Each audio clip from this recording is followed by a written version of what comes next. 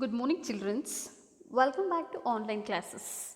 I hope you are all very happy in your home by staying with your parents. And in your previous classes, we are discussing the chapter acids, bases, and salts. In that, in your previous class, you have learned the meaning of acids, bases. So, acid is a substance which is sour in taste and it is always acidic in nature. Bases are the substances which are bitter in taste and basic in nature. So, today in this class, we need to discuss the concept related to the salts. So, in the very important concept it is the neutralization. So, what is the concept or what is the meaning of this neutralization? So, whenever an acid and base or react with each other, it forms a salt and water. This process it is called as neutralization.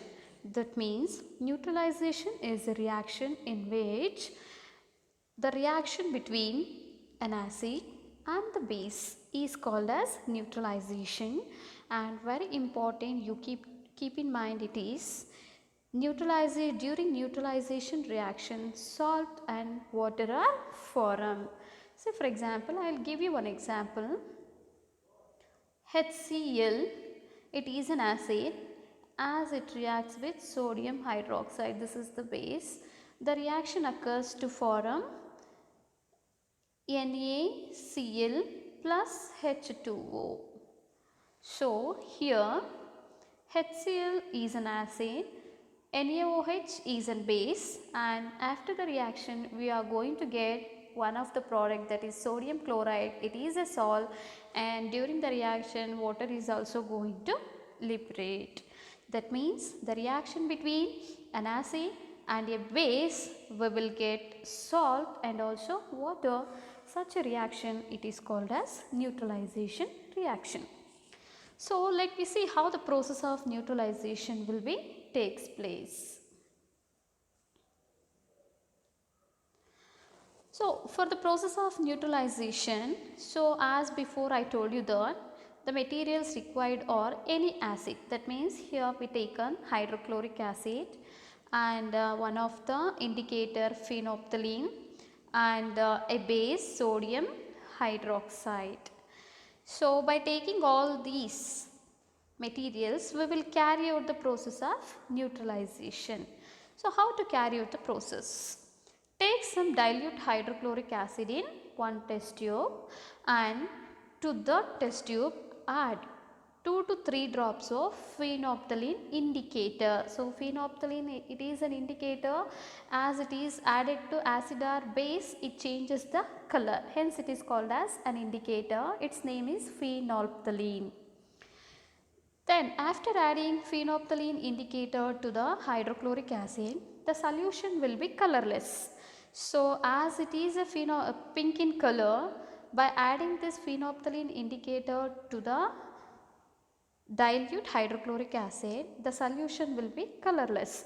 So to this colorless solution add dilute sodium hydroxide. So sodium hydroxide, it is a base. Now if you are adding sodium hydroxide solution to the colorless solution drop by drop, so see, you have to add the solution by stirring. So when you are adding this solution by drop and stirring, the solution becomes pink in color. So keep in mind, take the hydrochloric acid in a test tube. To this add 2 to 3 drops of phenolphthalein indicator. The solution will be colorless. For this colorless solution add the sodium hydroxide drop by drop and stir it. During the stirring the solution becomes pink. So now what you are going to infer? So when an acid solution is mixed with a suitable amount of basic solution, it becomes a neutral solution. So this is how the process of neutralization will be takes place by using an acid and a base. So after knowing this, it is very important to know the concept of salt. So as just now itself I told you that an acid reacts with a base, it results in the formation of a salt. So how the salt can be obtained, shall we see? So shall we see how the salt is going to obtain? By the process of neutralization. So just now I told you that acid reacts with base to form what? Salt.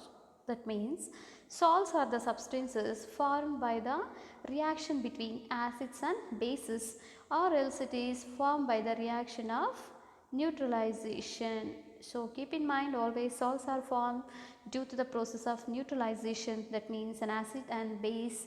So acid reacts with base forming salt and water. So for example, just before itself I given the same example, hydrochloric acid reacts with sodium hydroxide. So this is the hydrochloric acid. The molecular formula of hydrochloric acid is the HCl plus it reacts with a base sodium hydroxide. So the base is sodium hydroxide. The molecular formula of sodium hydroxide is NaOH. The reaction taking place to form sodium chloride. So its molecular formula is NaCl plus water. So during the neutralization reaction we will get a salt and also a water. So this is how salt can be obtained by the process of neutralization. That means an acid reacts with the base forming salt. So then after knowing the formation of the salt, so it's very essential to know the role of neutralization process in our day-to-day life situation. So this is very important. See, in first case I would like to explain the concept related to the indigestion. What is indigestion? So whenever if the stomach produces excess of hydrochloric acids, it causes indigestion. So indigestion is nothing but is the process during one stomach produces too much of hydrochloric acid, it causes indigestion. So it can be neutralized by taking a suitable antacid like milk of magnesia. So in the beginning class itself I told you that milk of magnesia is nothing but magnesium hydroxide. It is used to treat the indigestion. That means as stomach produces excess of hydrochloric acid, if we take milk of magnesia, that is magnesium hydroxide, which is a base, the neutralization process will be takes place. So this is how one can get relief from the indigestion. And ant sting. So as we know that the ant sting contains formic acid. So this is I have explained in your previous class itself.